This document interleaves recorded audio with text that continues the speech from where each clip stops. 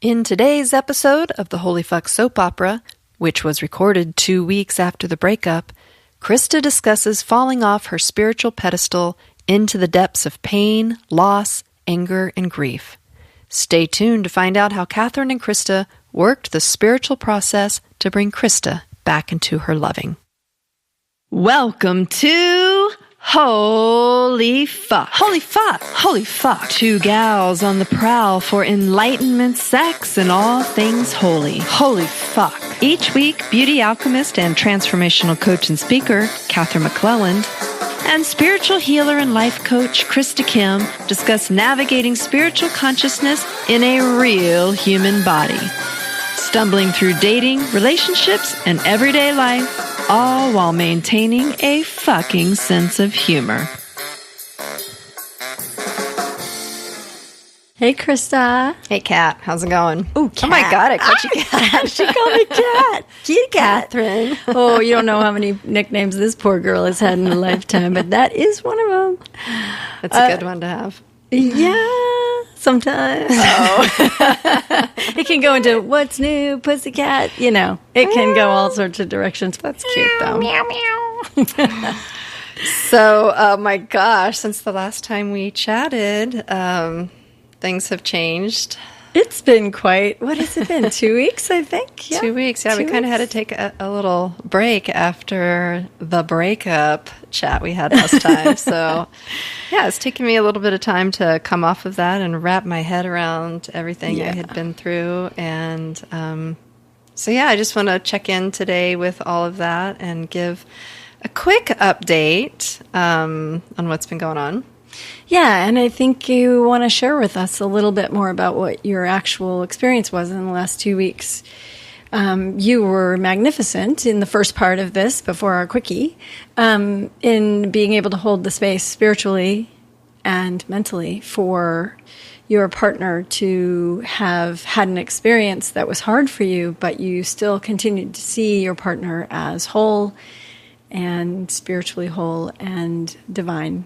Yeah, so let's just remind our listeners, we're talking about how my boyfriend had broken up with me and then come back a couple days later and, you know, found out he had, how do I say it delicately? Fucked someone else. Oh, yeah, that. Okay, yeah, so he had done that. And in the moment when he had told me all of that, my first instinct was to start getting upset. Yeah. And he really looked at me and he was like, no. You're not going to get upset with me. You leave if that's where what you want to do. And so that very quickly pulled me back into my body, and I was able to connect in with my higher power and really see him as his spiritual self and see myself in my spiritual body. And I walked away from that night feeling very like, whoa, that just happened. And, you know, I was able to hold space for both of us and what we were both going through. And, but I can see in hindsight that I had really needed to express some anger. You think maybe just a tiny bit? Yeah. And I wasn't able to that night. And so my spiritual side took over in that moment, almost like a coping mechanism, right? Yeah. But then the next day happens.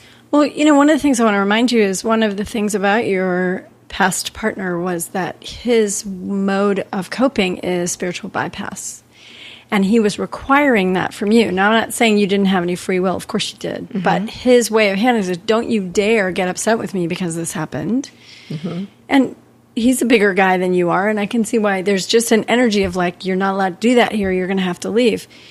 In some ways, that's appropriate because expressing our anger at people is actually not really healthy. And maybe we, quote unquote, they deserve it sometimes. But the truth is we need to express it.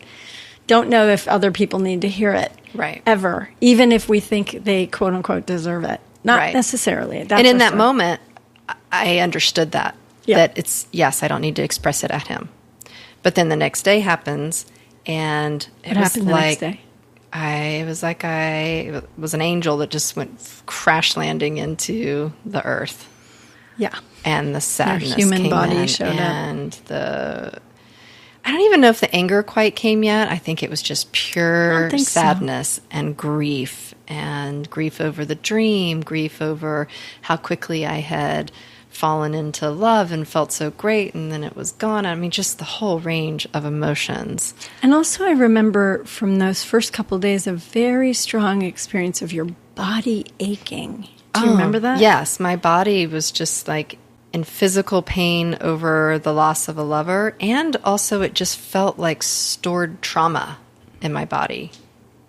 Maybe also like every time I had been hurt in the past, it really just felt like it had all come through my body in that moment. So you had a couple rough days. I had some rough days, and I gave myself the time to have them.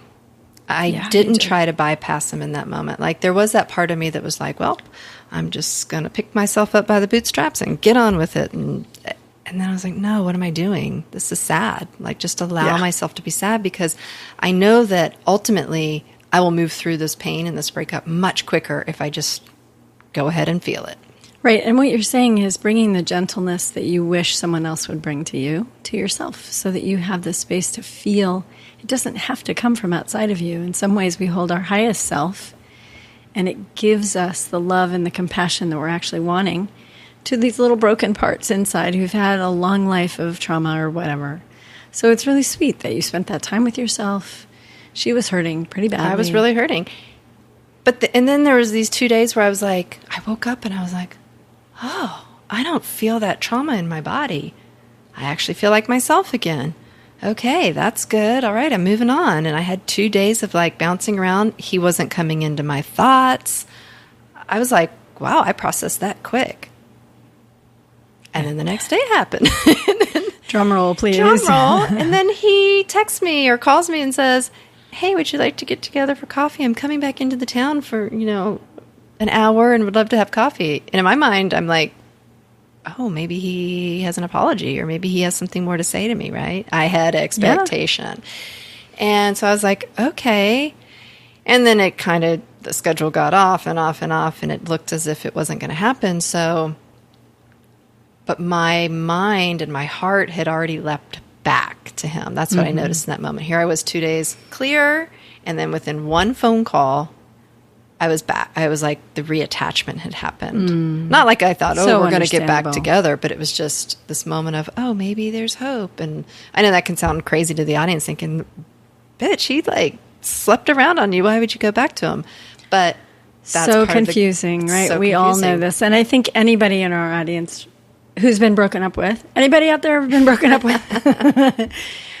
And certainly in a surprising way like that. And then to have a second shock on top of it is a pretty big deal. So when you have those experiences, I think our audience is tuned in, and I think they understand exactly what was going on for you and why you would reattach so quickly. Because again, there's this spark of hope. And at the moment, I thought I was really looking for more closure, because I still didn't have the closure piece, because there hadn't been any apology from him to me, and I was really seeking that. Yeah. Like, okay. Even That's that night, if he would have told me what he'd done, and he would have said, I am so sorry I hurt you, and I know we're over, and I know we're broken up, and blah, blah, blah, blah, blah, but I just want you to know I'm really sorry, and I fucked up, and I'm sorry I hurt you. I think I could have moved on. Yeah, I wrote a blog post a long time ago called The No Apology Forgiveness. It really hurts. It's so hard. Apology, forgiveness. So forgiving someone without ever getting the apology, like, ouch, that's hard work. Which is where I'm at now, but we'll get to that in a second. So I decided to just drive by his house, because I knew he was leaving to go back out of town, and I was like, at this point, if I don't just go to his house and have a few minutes to talk with him, I'm the one hurting, because it's been left open-ended again. So I pull over, had literally like 5 minutes with him. We had a hug that was, I guess, nice, but confusing. And then I just looked at him like, yeah, like, okay, what? I'm here. What do you have to say? And he looked back at me like, well, I assumed you were missing me. I was missing you. I just wanted to see you for a moment. Confusing. And in that moment, I was like really confused. I was like, okay. And then I knew he had to go, so I was like, okay, well, I'll see you later. And then I left. And I went to the Went to the bank. I went to the bank, and I did my chores. And then as the day went by, I was like, that pisses me off. I was fine 2 days ago, and now here I am, back being sad, back thinking about him, wondering what that was, and my mind had reattached. And I'm like, fuck.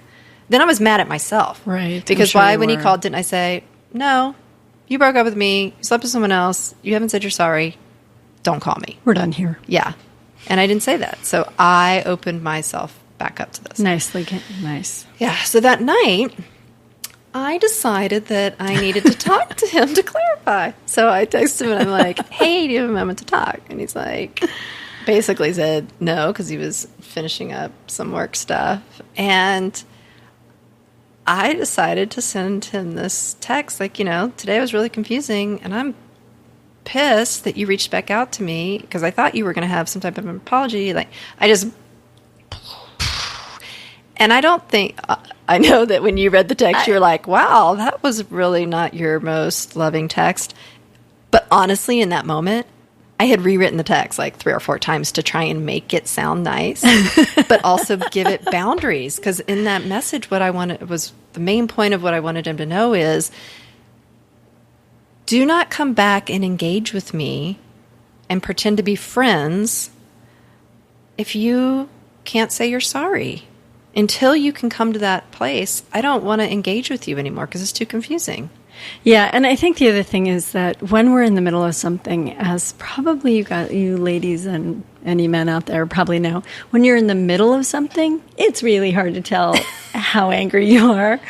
You think you're handling it pretty well. You're like, well, I set a boundary. Mm-hmm. No, maybe not necessarily. So when Krista handed me her phone to read the text, well, what she first did was hand me her phone to read me the result of the text, which was what he responded to her, which was pretty strong response. And she was saying, why does this keep happening to me? And no offense, Krista, I looked at the one you sent, and I was like, well, I can pretty much tell you why this keeps happening to you. Yeah. Which is another thing, like, okay, no text. But I had reached out and said, can we talk? Because I really wanted to talk, because I knew that talking, you would be able to hear the tone in my voice. I could be more gentle. Texting. Maybe Spirit said, you better text this because it's going to be ugly if you go Well, verbal. we all know that this all happens for a reason, right? So I know I beat myself up after I sent the text and was like, maybe I shouldn't have sent it. I feel bad now. And then you just said, well, you did it. And Spirit obviously had a hand in that too. So I have no doubt there were things I said in that text that he needs to hear too. Absolutely. And his response was extremely strong and basically like, fuck off, don't talk to me anymore and leave me alone. And I'm like, great, okay. It got pretty clear. It got really clear. And you. Yeah, and which is fine because I was saying, don't contact me again unless you're ready for an apology. And I don't need the apology from you. But if you're going to contact me, bring it. And so when he got all upset, basically because everything I was saying to him was true and it hurt. And he is not ready to hear it yet. No, he's not. Just like everything he said back to me, there is truth in it. And so... I know, you had some humble moments. So I don't know if our audience has ever had this experience, but when someone says something to you and you know it's true and it's just really hard to admit. I always call it the burn. I call it the burn. It's like the moment when your ego is like, no, I'm not like that. No, I'm not. And all of a sudden you're like, if I could just let myself sit here for a moment and just say, yes, I did that. And the humility, and I don't mean humiliation, I mean the humility, because it's our ego dying. It's like screaming, as it falls off the cliff so that we're more available to our loving. So one of the things I was really strongly saying to him is, you're out of your integrity. Especially with the work you do, you're out of your integrity to have fucked somebody else while we were in a monogamous, committed relationship. He came back at me like, you're out of your integrity with this, and this. And although I don't believe 100% that I was out of my integrity with anything in the relationship necessarily, but there's threads. And that's what I want the audience to understand is that when someone accuses you of being a certain way, they're obviously projecting onto you, but it doesn't mean you're doing it at like the 100% level that they believe, but it does mean it's an opportunity to look inside and go like, gosh, you know, because I feel really like I was in my integrity in this relationship, but I do know that in past relationships, I haven't been in my integrity. So that was what this was pointing to for me. And then, you know, he was saying I was arrogant or acting superior. And he used some strong words that at first I was like, no, I'm not. But I really had to open my heart and go, okay, this is for my healing. And I'm looking at him not willing to look at the things I said. Yeah. And I'm like, I'm not doing that. See, we had this saying when I was at the University of Santa Monica. USM was one of our schools. We had this saying that was, just because it's a projection doesn't mean it's not true about you. Mm-hmm. So just because somebody's saying you're arrogant, you're out of your integrity to me, if they're saying it to me, just because I know that it's coming from their projection machine, which is making it about me and making it easier to see, doesn't mean it's not actually true about me. Maybe they can actually see that in me. Right. So it's an amazing opportunity when someone offers you that kind of feedback to go, wow, where am I? Not am I, but where am I arrogant? Like Krista was saying, it's not 100% of the time. Where am I out of my integrity? And mine, in this, I really feel like what's being brought to my attention here is a lot of the things that I've been dealing with from my past that I haven't yet cleared. Yeah. And Absolutely. so I can look at everything he said, and I feel very clean inside that I did good in this relationship. So I really, even though he might not think so, I really feel in my heart like I'm clear from this relationship. But what I found was I wasn't clear from past relationships. And that's where I went and really spent the next week after these texts really diving in and going like, God, there's stuff in there. And the rage started coming forward and the anger started coming forward. At yourself? Or at both of you, probably? At past lovers, at myself, at him, at my children, at my parents. I mean, just because these threads aren't just about love relationships. No, they're not. No. So, you know, he could say you're out of your integrity. That could mean like I'm out of my integrity in how I treat my dog in the morning. It like doesn't mean it's like I'm out of my integrity, like I'm cheating on someone out of my integrity. It means where are the places in my life that I'm not being fully 100%. So Krista just said it this way again. I want to make sure that you guys hear this is if you ask yourself, do I do that? You're going to get a no because your ego is going to answer, no, I'm not out of my integrity. But if you ask yourself, where do I do that? You will actually get the answer because your brain will go looking for it. Byron Katie's very strong about saying this. It's ask yourself a question that your brain knows how to answer. Cool. So it's just, and so Krista, you're demonstrating for us today what happens when you say, where am I doing this? Because you're like, well, not doing it here, but I am doing it here. My brain just showed me. Literally, your brain will pop an image if you're a visual person, or you'll hear something, or something will happen.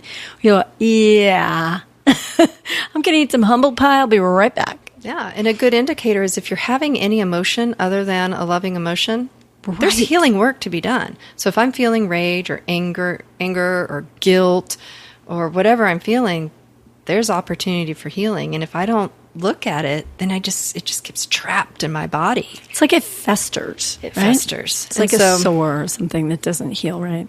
So that next week, I was on the floor crying day after day after day. It got really... It was sad. It was sad. And I had some really dark day. And I had one dark day in particular where I was like, okay, I'm no longer capable of doing this all on my own for the day. I need to reach out to someone. Best friends.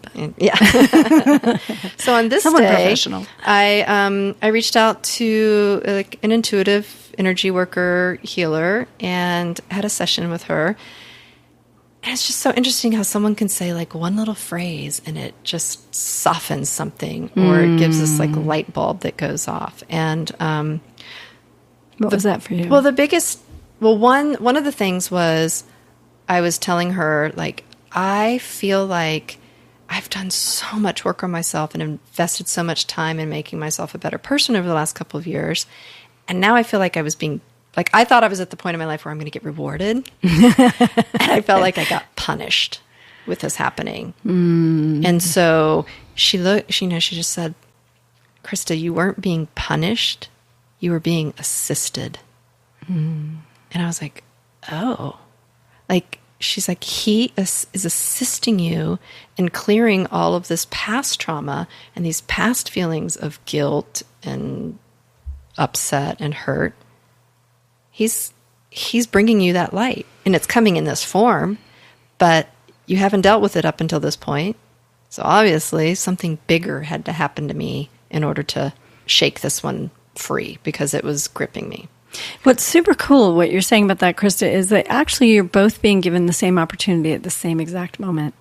There's massive healing for both of you to be done, for him, for self-forgiveness, for you. I mean, really, it's the same conversation. Some of it's in the now, some of it's in the past, but it's the same conversation for both of you.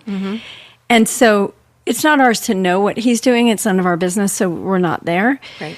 But both of you could have the same amount of healing from this one experience in a different way.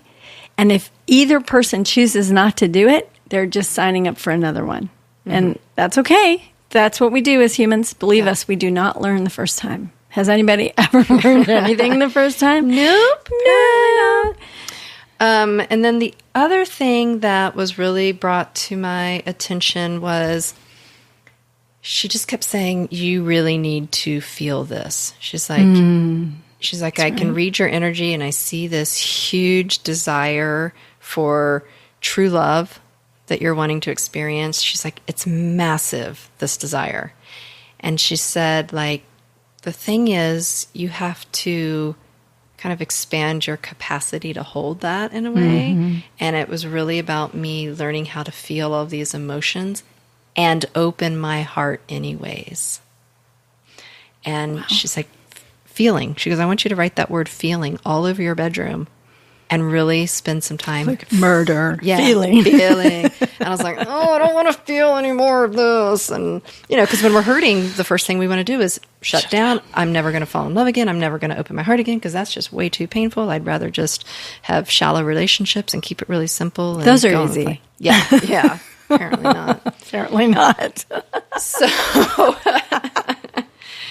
Don't remind us of those conversations. Yeah, so what I realized from her saying that was like, oh, that night when he had told me about the affair and I had just gone to the spiritual place, I had dealt with it spiritually. I had mentally understood what had happened. What I hadn't done, and then over the course of the next couple days, I physically processed it where it was in my body. And so then by the time I woke up on those 2 days and was feeling good and clear, I had really looked at it spiritually, mentally, and physically.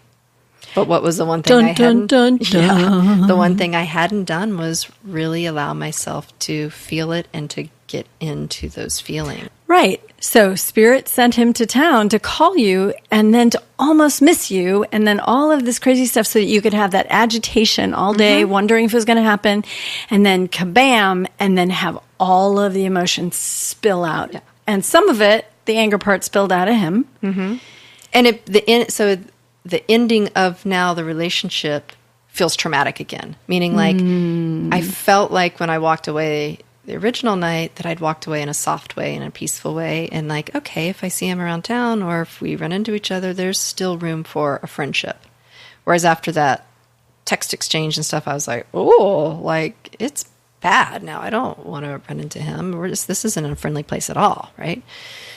So I can look at that again and see, oh, he's still assisting me. He's still assisting me. It's like, what an incredible soul that he would come in to teach you this lesson. And I know it sounds pie in the sky, but if you really think about if that actually is true, and people, we can't know this, so it's a story, but if somebody comes in with a soul pattern to teach you a lesson that's hard to teach you, and they've carried that their whole life and they have to live with it because they've been that person, what an incredible gift. What an incredible gift that person gave you. Yes. And I can see how I've had to play that exact role in my past with people. Absolutely. And so this has been this huge full circle moment this week of really feeling these feelings and realizing the extent that I've been holding guilt and almost like self-hatred at myself for the things I've done to people in the past. And I was unintentionally, of course, but still, I feel like his souls were never trying to purposely, right? It's unintentional. But I was coming to... I don't know about never. Okay, well... I think there might be a few exceptions. So I was coming to a place where I was like, oh, I've done the exact things he's done, and I've not apologized to people, and I've been too arrogant to go back and say I'm sorry. And so I've done exactly what he's doing. Yeah. And so I've been wanting these last couple of days, like toying around with the idea of like, wanting to send him an apology and say, I'm sorry for this, and the things I've done or said, or the way I made you feel, or whatever, a nice apology. And I was almost about to push send on it. And then I had this thought in my head. Do not send him that apology if you are wanting anything in return. Ooh, what were you wanting? I think there was a part underneath that was like, I'm going to send him this apology, and maybe then he'll apologize back. And so I was like, ooh, I have expectation. I'm wanting something for him. So it's like, it's not unconditional. It's not clean. It's not clean yet. It's all sticky. So I held back on the apology, and I was like, nope, I'm not ready for this. And I still am toying with the idea. It's still there, but I'm realizing that I'll know if and when the time is ready for me to do that. Well, it's an authentic impulse that you're waiting for the right timing for. So it's like, here's the impulse to apologize. That makes sense. You've done all this work. Like, wow, making amends is just not a shocking thing to do. And it's something that you've craved from other people. So you can feel it. And I love the pause. Like, take a deep breath. Nothing has to happen today. Yeah. And what's going to happen if I actually really listen to where is this coming from? Is this a play for maybe if I apologize and he apologizes, we can get back together? Even if you think you don't want that? All sorts of possibilities. There were several things that came up in my mind. One is that, his birthday's coming up in a couple of days. On the big day. On the big day. On the Lion's Day. No, this is on the third eclipse. So just... Catherine and I, we don't know. We know shit nothing about astrology. We are not. We are like armpit astrologers. But what we do know is all of our Facebook feeds and Instagram feeds have been like blowing and many of up. Our best friends, have been blowing up with the Lionsgate Portal, which started on August 8th, and which is a great time for setting intentions and putting great stuff forward. But we're also for the last month have been experiencing 3 eclipses. And 7 planets retrograde, or all the stuff that we don't actually know what it means. And we're in Mercury retrograde right now. We know it's an intense thing, but we don't really know what it means. So, ask someone else. The third eclipse is happening on August 11th, and wouldn't you know it, that's his birthday. And so I knew that time for him. He was looking at this month leading up to his birthday as like this time where he really wanted to get his life together, and meaning like. Do all the things on his to-do list so that when his birthday hit, he had this like clean and clear slate to move forward for the year. It's kind of like New Year's Day, right? You right. It's like your reboot, start over. So I think part of my apology was like, oh, wouldn't that be nice if I apologized and made his birthday a little nicer so that he could move forward into his year with a little bit more peace and not carrying this with him? Which... Then I got mad at myself. I was like, why am I? He fucked somebody. Why am I trying to make his birthday better? And then I went into, okay, he had also made a comment to me like, you try to make people suffer. And I was like, no, I don't.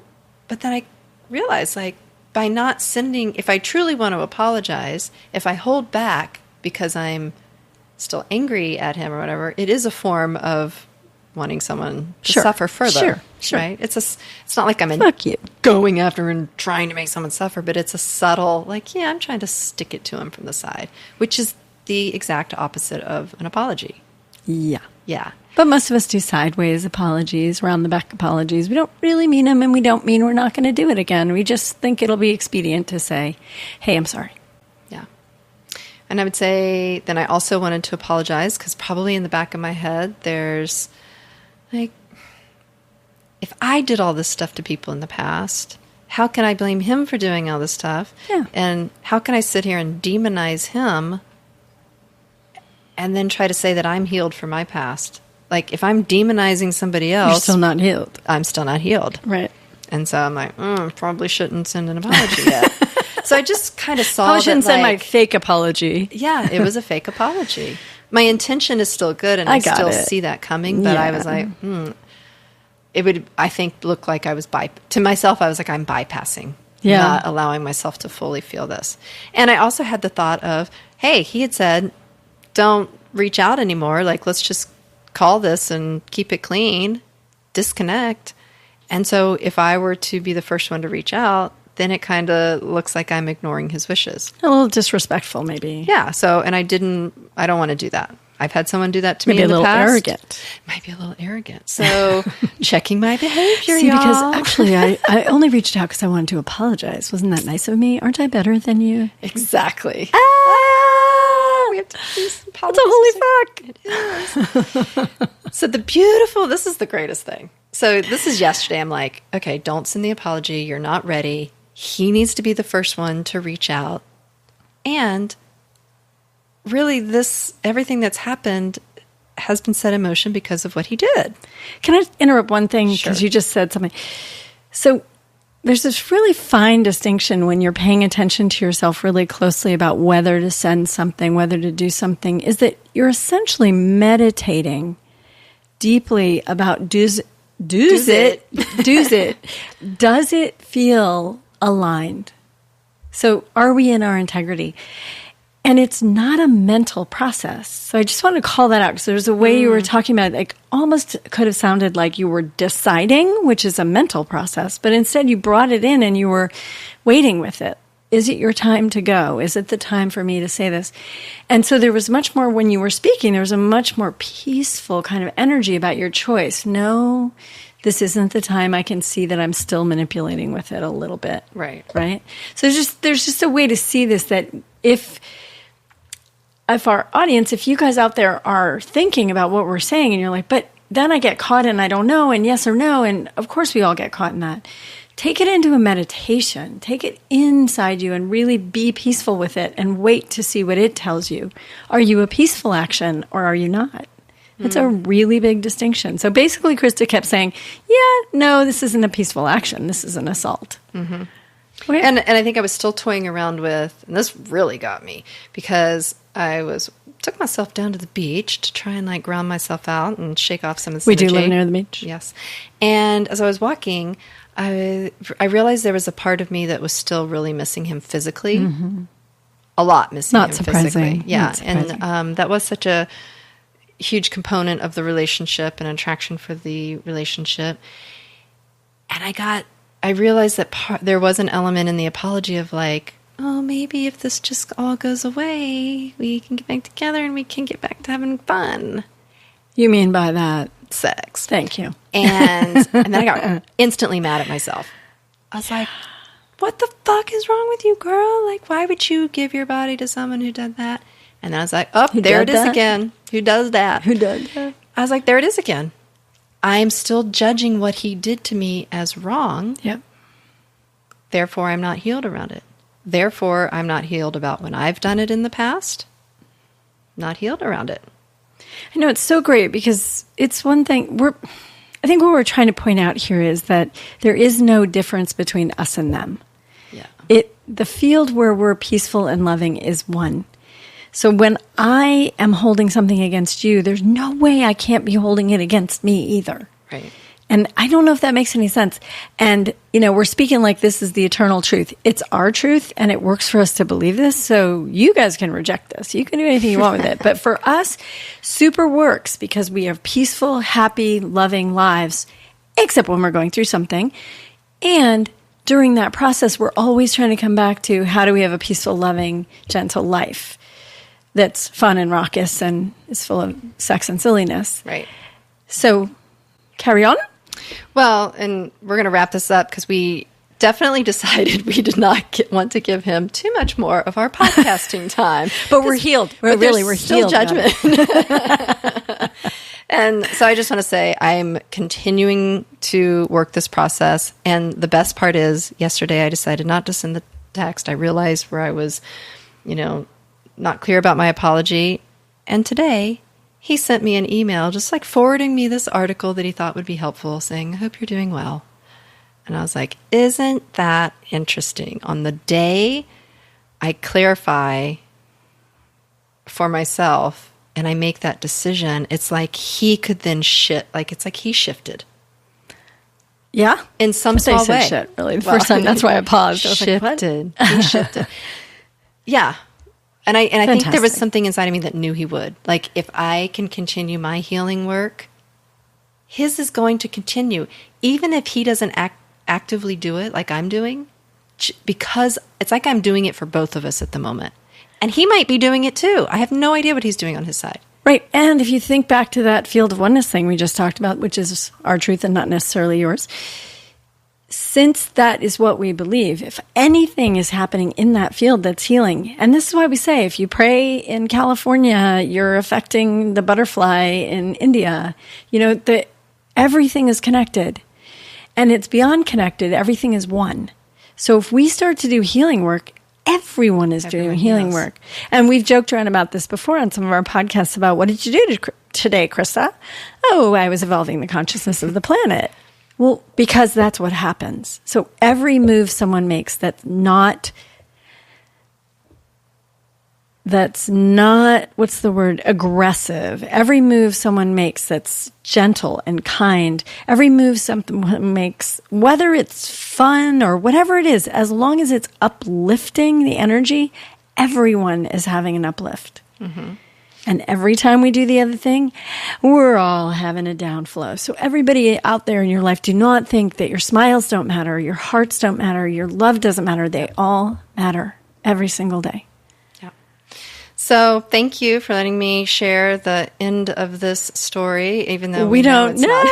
Who knows whether it comes back, but we're probably going to end up with a forgiveness episode pretty soon that could be really fun because when we start exploring that, that's a wild territory. Yeah. So just, I think after that last episode where I'd walked out having the holy moment around the breakup, there was a part of me that knew I wasn't in my integrity if I didn't come back and say, and then look what happened. And then the shitstorm started. And then the humanness really came in and crash landed and had to work all that shit out. And we know that we're all human in this conversation, so we don't think you guys would have believed Krista's story at all anyway.